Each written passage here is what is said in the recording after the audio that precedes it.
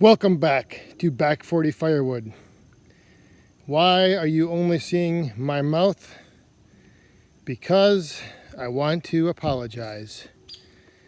The other day I put up a few videos, and before I filmed them I forgot to go to hair and makeup, and I was looking a little rough and scraggly.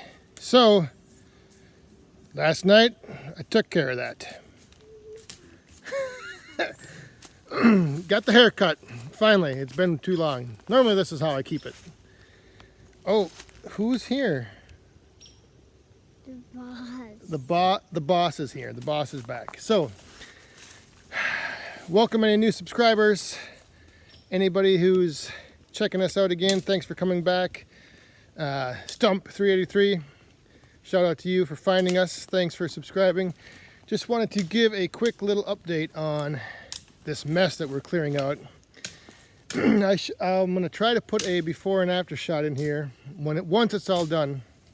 But here's the status.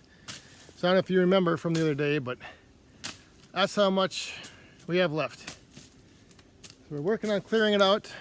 As you can see, the boss man has got his stick. He's clearing things out. And you can see why that big pile of tops laying there was just not going to be a very pretty sight to look at from the house. So we wanted to get it cleaned up. That's what we have so far. But here's the question I want to ask you guys today. 1 second. So here's my question. Down in here, you can see the size of this thing. There's a lot of tops and limbs. I actually found that this tree right here, he had gotten snapped off. Sorry for the exposure of the sun, but he got snapped off, so I'm gonna have to take him down. But there's just a lot of, like, I don't know, limb wood in here, you know, stuff that's, I mean, I've worked with a guy before that his rule of thumb was he would take everything down to the size of his wrist. That's what he would cut up and keep for firewood. So I want to know what you guys think. Is it worth digging through all this? I mean, clearing up, you know, some of this top stuff, obviously, but then this stuff down below. Like, should I dig in there, take out all that stuff? I mean, is it going to be worth? You can see back there, there's a little one hanging up. I got this little guy here, and him, and you know, all this little limb wood to clean up. Like, is it worth it? I don't know. This is taking me way longer than I thought it would. So yeah, I'm gonna just go show you quick what we took out of here so far, and then we have to go. Where do we have to go, boss man? Where? We have to go back to school shopping. Oh no. Next week the boss man goes back to school. This is so far what I've been able to haul out of that cleanup project.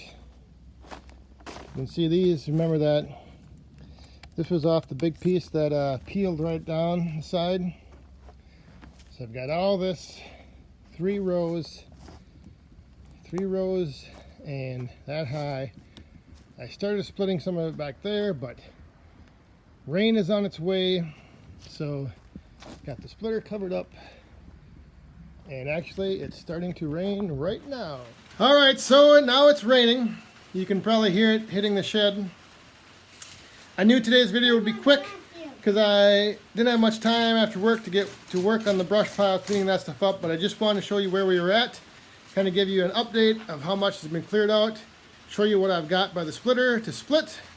And so then I thought we'd come in here and just take a look at something firewood related, right?